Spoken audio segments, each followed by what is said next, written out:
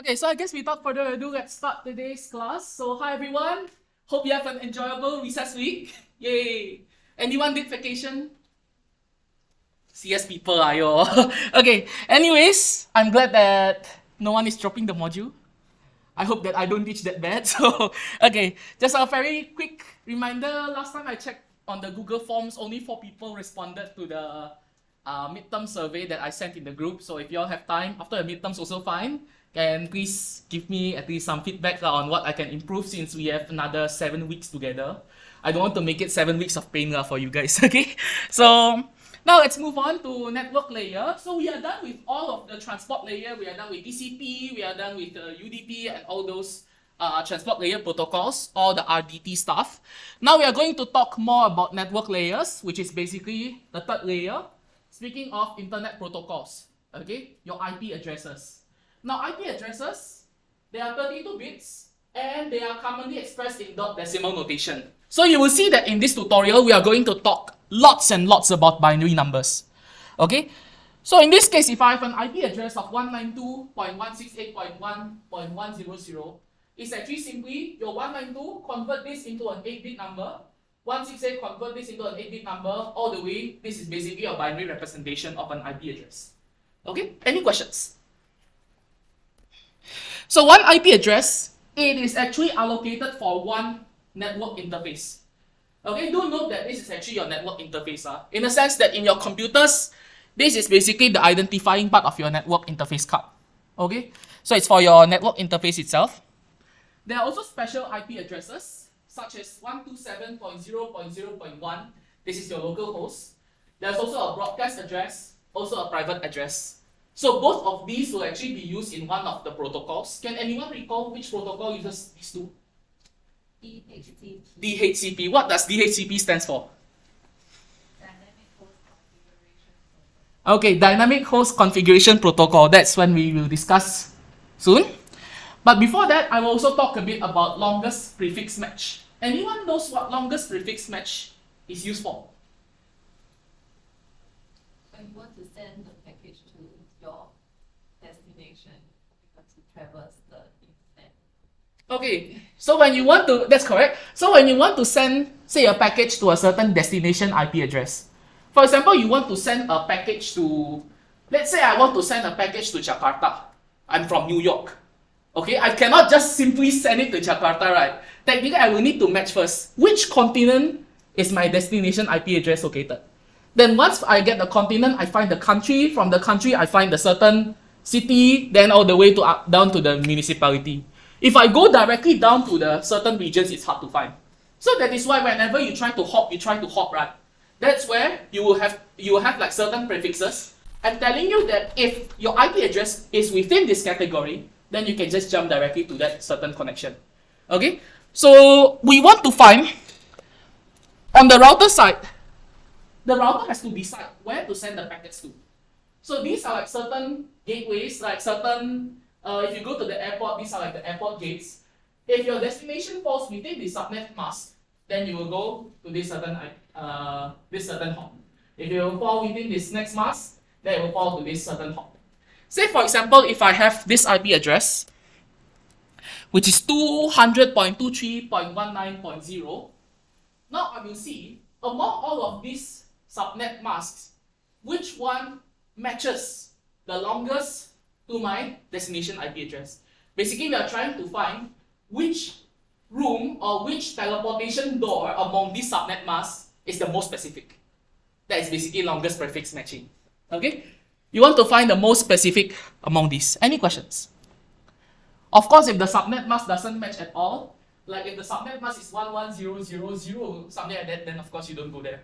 You know it's wrong already. But you're trying to find which one is the most specific to your current IP address. Any questions so far? No? Yeah. Okay. If not, then now we talk about DHCP, which is your Dynamic Host Configuration Protocol. So this DHCP is when you start to connect to a network, you want to obtain a certain IP address. That means you want to request an IP address from the server, saying that, okay, I'm now connected to you. Can I request one address? Hence, we have a 4-step protocol here. First one is, I'm the new host, but since I don't have an IP address, I don't have knowledge of everything else. Now I want to find who actually is the server. I don't know anyone here, so I will just shout out in this class. Anyone who is the server, please give me an IP address. That's basically a discover. Now as a server, for example, Zhe-Ying is the server. Zhe-Ying heard my shout. Then Zhe-Ying will tell me, okay, she shout again. Okay, I give you an IP address. 192 point something something something. That is when the DHCP server gives what we call an offer. So first one is discover. Since as the host, I don't know where the server is, I try to discover. I just send a broadcast message to everyone. Then Zhe-Ying also doesn't know where I am. She will basically just shout to everyone also, this is an IP address empty, available, you can use this. Now once I know that there's an IP address available, right? I will now have to shout back. I'm telling, okay, I will take this IP address. At that time, that is when the DHCP server will acknowledge this IP address to be taken. That's your 4-step process. So this one is to actually try to establish a connection, finding the server. Server gives you an IP address. Then now you request, can I take this IP address? Then this will acknowledge. Up to this point, any questions? 4-step protocol. Okay. Basically, all you need to know for your midterms is know which one is the source IP, which one is the desk IP, and it should be okay. I think that is like the basic item here. Do note that the main difference is if it's a request, then your YI address now will actually contain your new IP address. Because you want to keep this in the payload, saying that I want to request this certain IP address to be allocated to myself. Okay? Any questions? No? Okay. Yeah. So this is the exact lecture slide for your DHCP protocol. If no questions, now we are going to move on to the tutorials. Today is quite fast, but I prepared something also in the end, so stay tuned. Those who are further away, I've seen this gentleman at the end, so far away, can just connect together lah. Don't sit too far lah next time, okay? Okay, so question 1. I hope a very quick answer from here. What is the 32-bit binary equivalent of 202.3.14.25? Maybe 4 people, one by one saying the 202 is what? is what? Anyone? Okay, maybe anyone can give me 202 is? Yeah.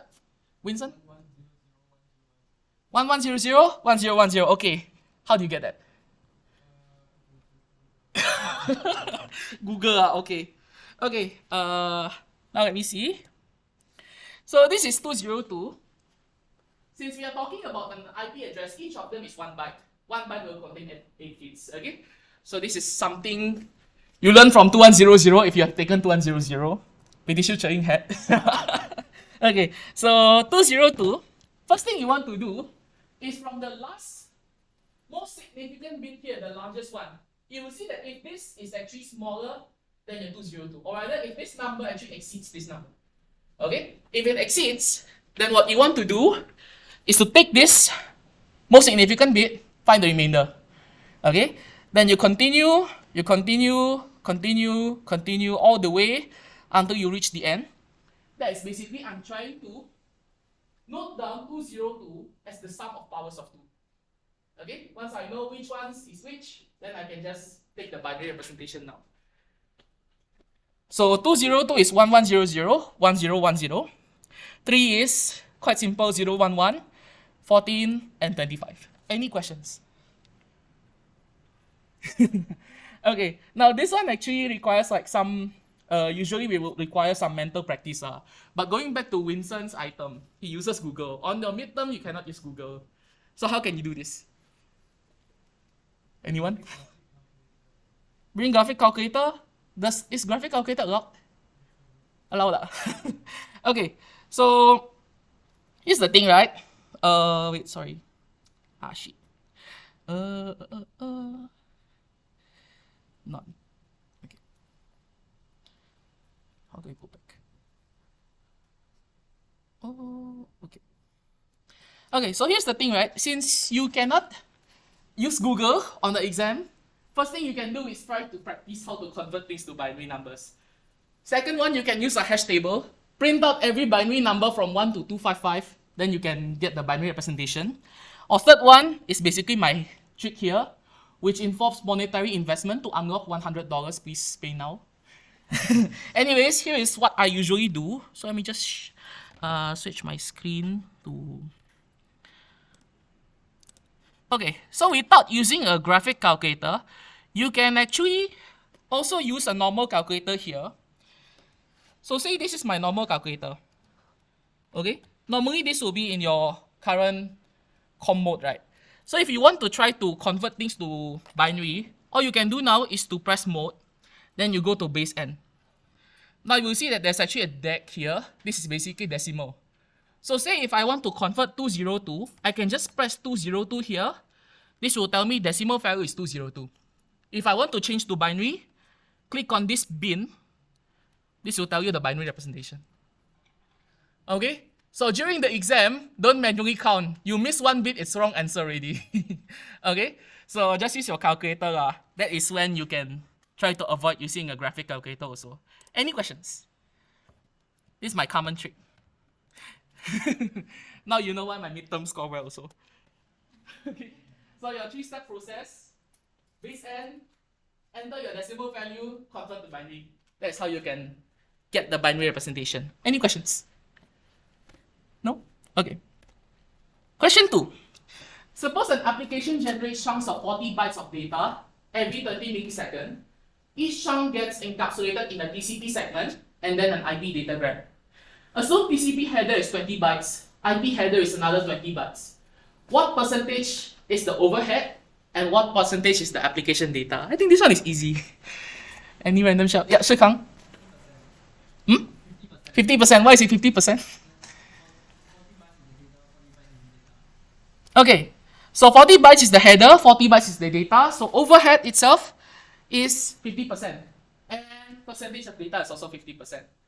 Okay, so you will see that this is one of the reasons why we want to try to maximize the segment size as possible, because your headers will actually be overhead. It will be proportional to the amount of packets that you will send.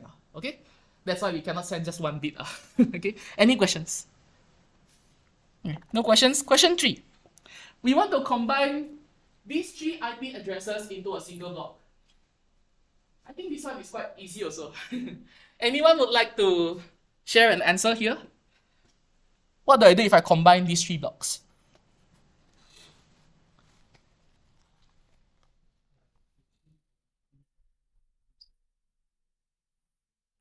(16.27.24.0/24). How did you get this? I guess. Okay, this is the correct answer, yes. And actually, you can actually guess this also. So how I would approach this problem, I also guess. First thing that I note down is your first 3 bytes, 16, 27, 24 is the same. So you don't have to focus much on this. So on the exam, you don't have to write down the first 3 bytes, just skip this part. Okay? Then what we need to compare now is simply the last byte. Okay? Your last byte from the first one is 000000000 up to 26 bits. So this is your prefix. Second one is 64. 64 is 01000000 up to 26 bits also. Final one is your 128 up to 25 bits. So this is your prefix. Okay? Now, each of these are basically your subnet masks. Okay? So that means within this prefix, I want to find every single range within this certain block. That means from the start of my first prefix, 0000 all the way up to 00, the prefix, 111111. This will fall under the first block. However, if you notice, this thing, if I add 1, this will combine directly to the start of the next block. Okay? If I add 1 also, the prefix, if I add another 1, this will continue to my next block as well. So if I combine this also, this will become 1, 1, 1, 1, 1, 1, 1, 1. Okay? So these are the 3 blocks. Since I know that 3 of them are consecutive, I can merge them together into one single block. That is the block that starts from this point and ends with this address. Okay? As of now, any questions? No? Okay. So now you have the answer ready. Basically, anything that starts with 16.27.24.0 all the way up to 16.27.24.255 should fall within the same block. Okay? And you notice that this is different, this is different. So the longest prefix stops up to this point, up to your 24th bit. That is why you get 16.27.24.0/24. Any questions? Okay, I think this one is quite fun also. You will see this in midterms. Questions? Okay. Now, we also have 2�8 IP addresses. Why is it 2:8? Because 1111111100000, you have 2�8 possibilities. Anyone knows what do we call these certain bits? There's a name for this. The first one is the prefix. This one is the host bits. Okay? So to get the number of IP addresses that falls within that subnet mask, just find 2 raised to the number of host bits. Okay. Question 4. Consider this subnet with network prefix. Yeah, that one. Give an example IP address that belongs to this network. Okay. Okay. 129 until 191. Yeah, and the reason for this is, so if you make 128 to 8 bits, right, you make it become 100000. Yep. Right? Then they say it's 26, right? So the prefix is until 10. So then afterwards, the remainder of the 6 bits, right, you can like 00000 until 11. Okay. Okay, yeah, that is true. So, yeah, start range is this thing which Marisa mentioned, 10000000, all the way up to, you maintain the prefix, now everything you change just to 11111111. Okay, now this is your end range. So basically, any single IP address that falls within this range should fall part into this network. Okay, so 128 actually is considered part of this network as well. Doesn't need to start from 129. Because if you put 01111111, then it's part of another network. Okay? Any questions? Today we're running quite fast. I'm happy for that also. Okay. Question 5. Consider a datagram network using 8-bit addresses. Suppose the router has the following forwarding table. If prefix match 11, this will go to interface 0. 101 will go to interface 1, 100 will go to interface 2. Otherwise, we'll go to interface 3. Now, we want to provide the associated range of the destination and host addresses and the number of addresses in that range. Okay? So we assume that, okay, I think we can assume that this prefix will be part of an IP address that is like 8 bits for now. Okay? Like the last byte itself. Maybe can we have 4 people with each specifying the range from the first prefix match all the way to the last one?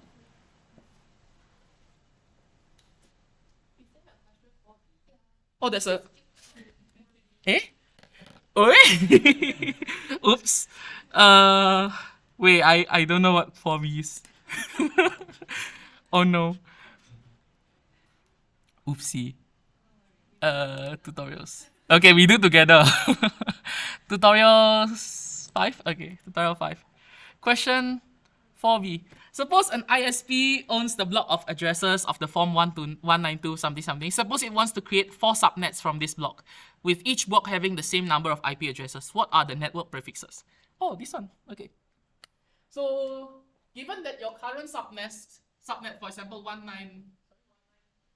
192.168.56.128/26.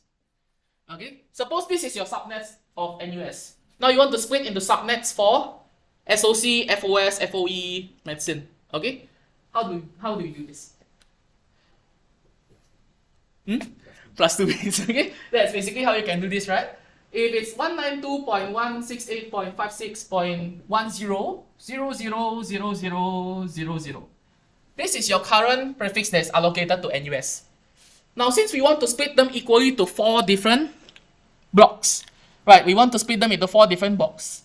Then what we can do now is to just take the logarithm of how many blocks we want to the base of 2. Okay? To actually see how many bits we need to allocate. So if I divide the range equally from 0 6 times to 1 6 times, if I divide them by 4, then I will get this thing would be for my first subnet, this will be for my second subnet, this will be for my third subnet, and finally all the way 1 1, this will be for my fourth subnet. Okay? Can anyone tell me for each subnet here, how many IP addresses will fall under its range? 2 to the power of 4. That's correct. Okay? Since you have 4 host bits within this new subnet, so each of these small blocks will now contain 2 to the power of 4 IP addresses. There are 4 items here, so 4 times 2 to the power of 4, this is 2 to the power of 6. So still the same initial subnet allocation. Okay, sorry for missing this question. Any questions? Okay, if no questions, now question 5. Can anyone give me the IP range for each of these? Maybe 1 person each. Suppose we are talking only just the last item here, I guess.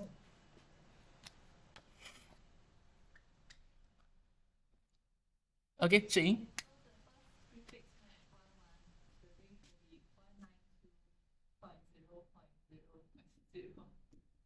Point zero.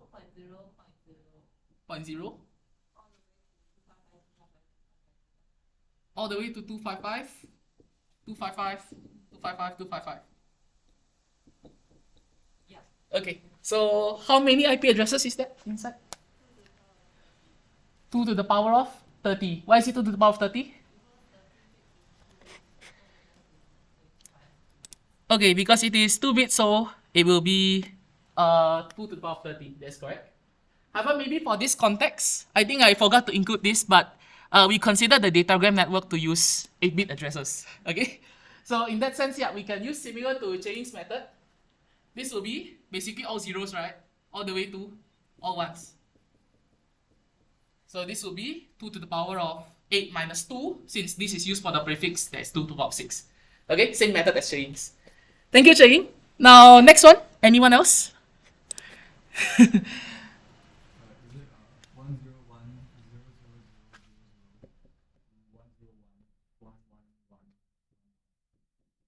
Okay, that's correct. It's just like one lesson bit. So, like, you know, like previously, you use the power 5. To the power of 5. Okay, thank you. You are Anand. Okay, thank you. Next. Sorry, can I? Why Yeah. the first one, the prefix? Why is it not 0 1? Which one?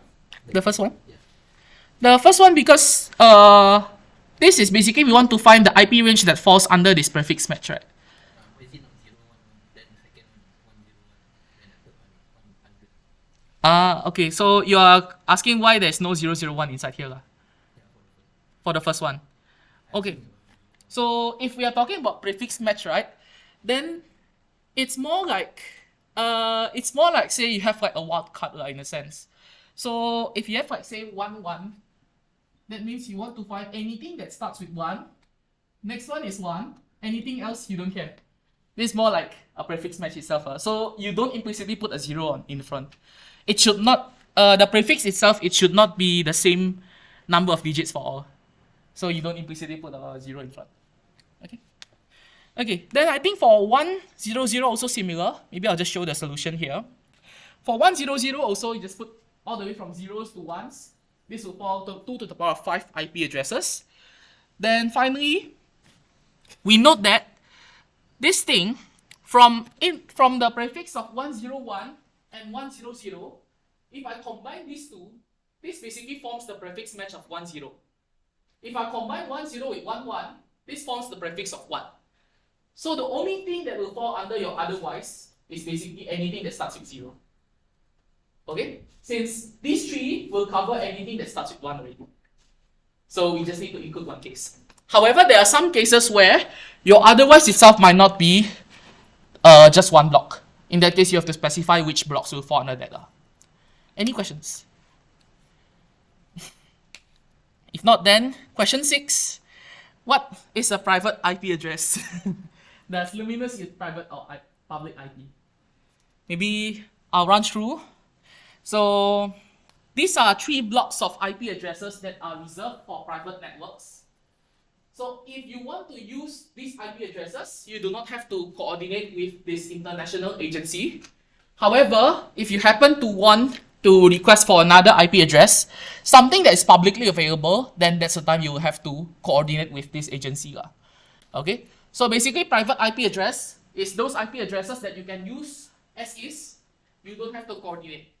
But if it's publicly available, then you have to register it with the authority. So, any questions? Okay, if no question, my intended purpose today was actually to try to finish tutorial quite fast so we can do a very quick midterm review. Okay, since your midterms are next Monday, who here has reviewed 105? Ayo. Okay, it's fine. So to review together, I understand that you might have not opened any tutorial questions yet, any midterm questions yet. So I prepared the questions for you already. Okay? So please have your phones ready. Let's do a quick Kahoot quiz.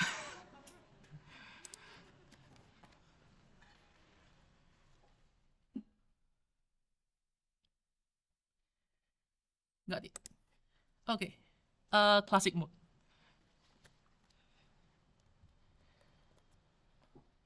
Where's this game pin? Okay.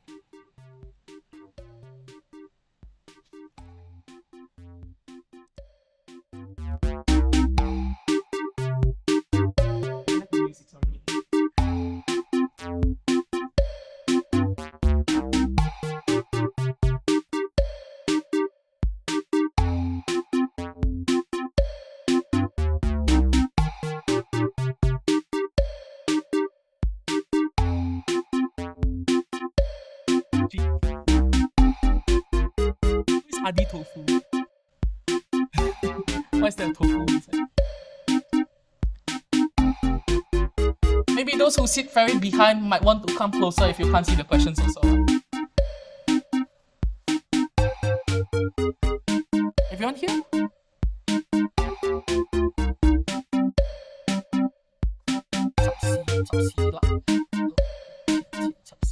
One more. Anyone not joined yet? Oh, still joining. Okay. Yes, we'll start now.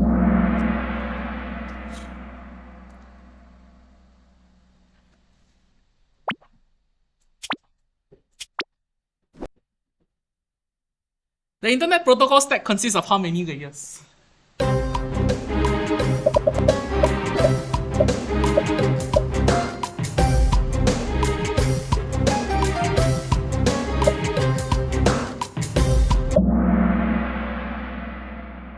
Someone answered one. Okay, so Internet Protocol stack is 5 layers. Last year's midterm, there is actually another option which is 7. However, 7 is just another convention. The convention used in the module is 5. So just answer 5, okay? Okay, we have Adi Tofu. Next one. Which of the following is a private IP address?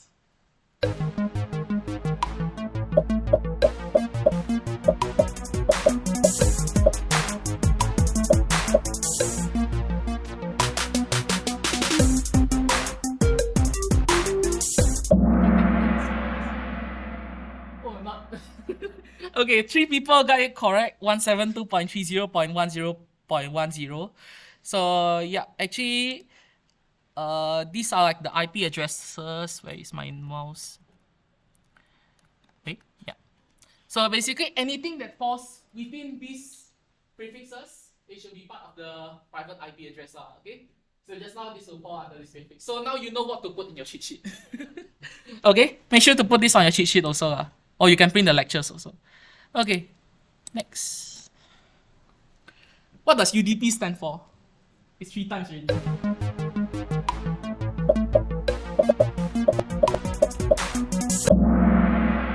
Ayo. know. Okay, UDP is for User Datagram Protocol. It's not Unreliable Data Protocol, okay? It's been 3 times I've saying this in the class. Okay, next. After receiving a data packet, TCP sends ACK96. What is the next byte that it expects?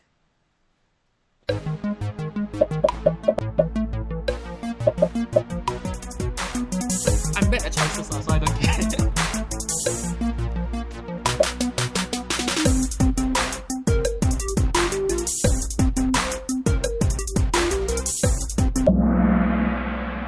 Okay, so if TCP sends ACK96, this is basically the next byte that they expect. Okay? So it tells you that everything up to 95 has been received. I will expect to see 96 next. Okay? Make sure it's 96 or not 97. Okay, then I'll move on. Oi, that's my mouse. Okay. Oh, someone falls down. Oops. Sorry for that. Which of the following is false? If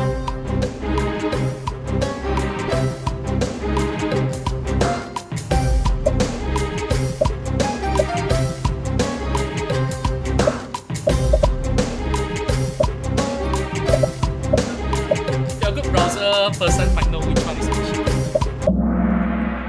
Okay, quite lots of different answers here. So let's discuss. Every single HTTP protocol is actually stateless. So your server will not depend on certain states. Okay? That means whatever the client sends, it will process based on this data. It will not process based on historical data. Okay? That is why REST API is there. Relational or representational state transfer. Okay? That is actually why REST API is there. So this is not the answer. Yeah, so this is actually true. HTTP is a stateless protocol. Cookies are being stored so that whenever I will create, say, a certain interaction, I can send what is the previous data, I attach it along with this request. Okay, so this thing is similar to your ChatGPT API. If anyone uses the API, right, to memorize a conversation, you have to send the entire conversation to ChatGPT. That's how it knows the previous items. It doesn't keep it in mind, okay? Cookies can be configured to expire after a certain time. This is correct. So there's actually those normal items that you can delete your cache, delete your items. This is possible. However, the key part here is that cookies are not stored in the database of the server. Cookies are only stored on the client side. Okay? That's why your browser you can delete cookies. Server never stores the cookies. Okay? Okay, we'll move on. I think this is quite fun. Where's my mouse? Ayo. Where's my mouse? Can I go next? No. I can't see my mouse. Oops. Okay, let me just. Okay. Okay, I shall not use my mouse. Okay, there are several answers here. Oh, which address belongs to this?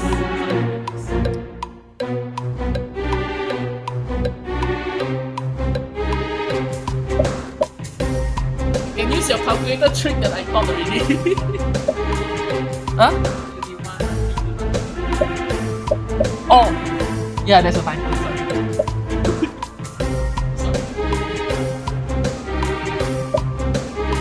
Should be 1, 2, 3, right? Yeah. Okay, so there are two answers here. First one is 123.32.0.1. This one is obviously the answer, since everything up to the 24th bit is the same. So this one obviously the answer. Then second one, this one is actually also an answer. You can check it on your own. I will not explain on this one. Okay. Okay. Oh, RD goes up to third place. Nice. Who is Kahoot layer? What is the what is the checksum of these two numbers?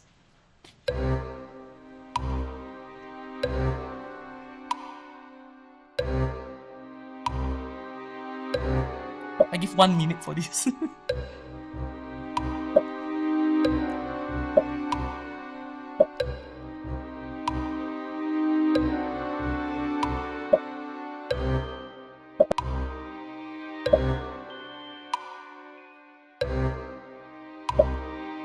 You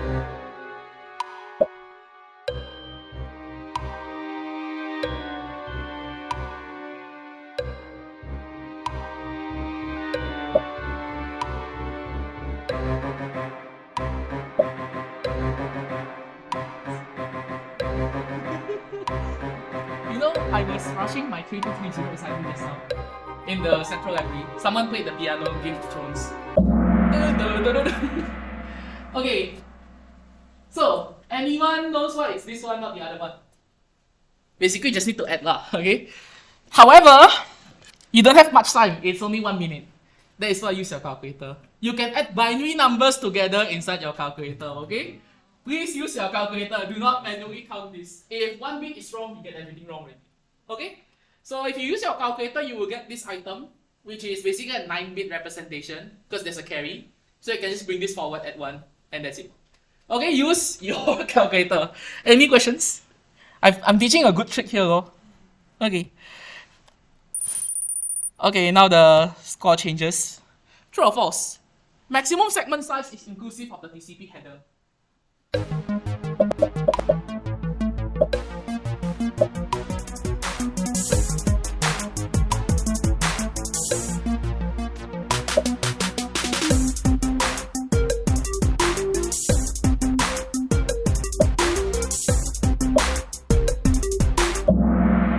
Okay, I'm glad majority says false. Yeah, MSS is not including your TCP header.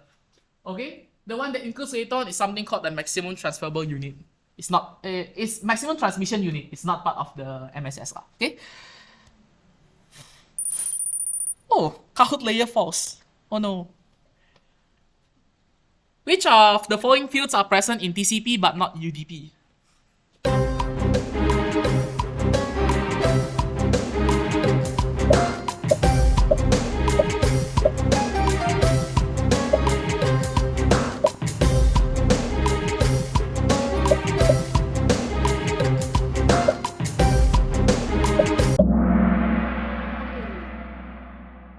So source port number, this one will actually be present in both technically. Yeah, so this one will be present in both, because if it's not present in either, how can the other send back to the source? Okay, it needs to have this. TTL is present in both headers also. Checksum present in UDP, acknowledgement number is not present. Okay, because remember UDP does not need to send acknowledgements. Okay. Okay, we have 3 questions left. Selective repeat stores timers for each un-ACK packet. Throw.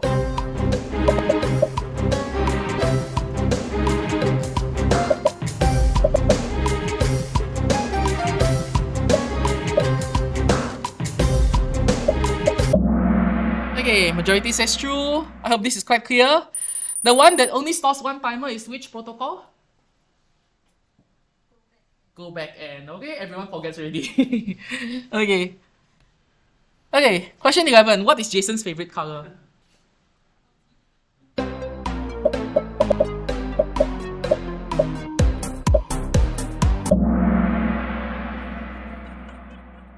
Just because I wear blue doesn't mean I like blue, okay?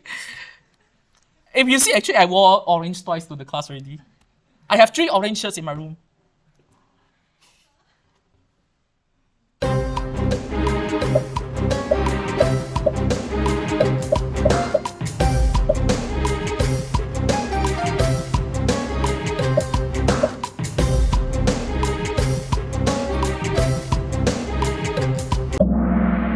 Okay, so let's see who is in the third place. Who is AJ? AJ, okay. Adi. Who's number 1? Who's network? Congrats, okay. Okay, thank you for today's class. Before we end, let me share something first. Okay, I can't see my mouse. Hey, how do I stop this? There again. Hey, yeah. How do I stop this? Never mind. Oh, my mouse is back now. Okay, so Thank you very much for this one. Sorry, Prof. I use your face. Anyways, some quick reminders before we end. Midterms is next week. Don't stress yourself out. This guy is stressing himself because it's CNY and he haven't finished his 2030 as last time. So, first one is I'm planning to have a consult session this Saturday. Why 1 p.m? Because I don't wake up early. And hopefully I want to schedule it as an offline session. If it's a Sunday, then I can't do it offline. So I'm planning to have this session. If you can come down, please come down. I will inform more details on the group also. Why don't I do it on the weekdays? Because I'm pretty sure you all haven't opened the exam paper yet. So I'm giving you time to look through. Anything that you don't understand, feel free to ask here. More details will be shared in the group. And then tutorial recordings. Actually, throughout the past 5 weeks, I've been recording this also for your reference. So you can check the following link. There are 3 videos that will still be recorded soon.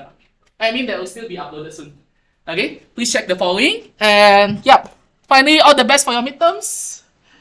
It's not hard, be careful. Okay? Be very, very, very, very careful.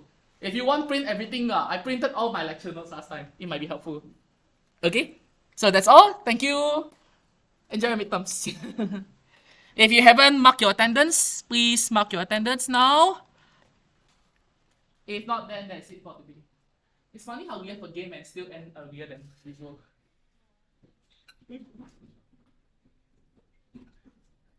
If you have any questions, feel free to ask also.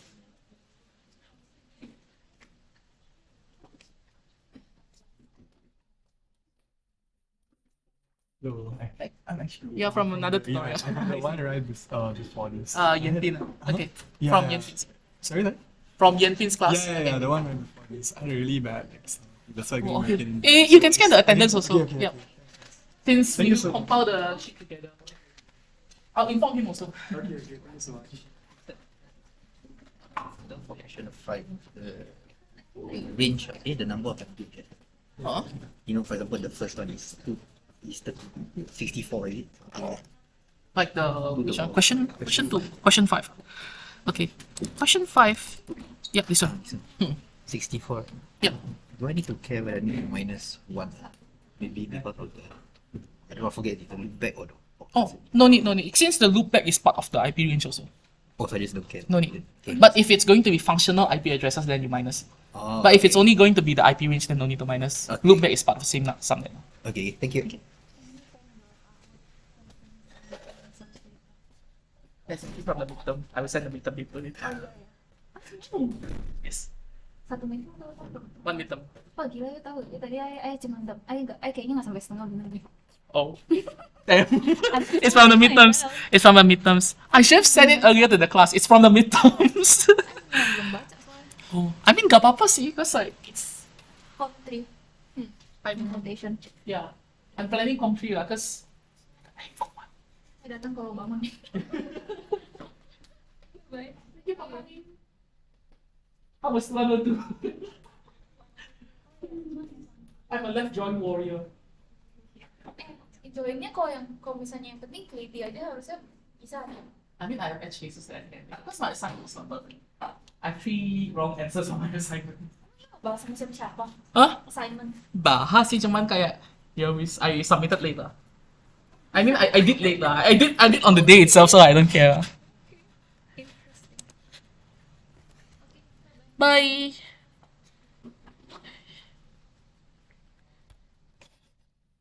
How do I stop this?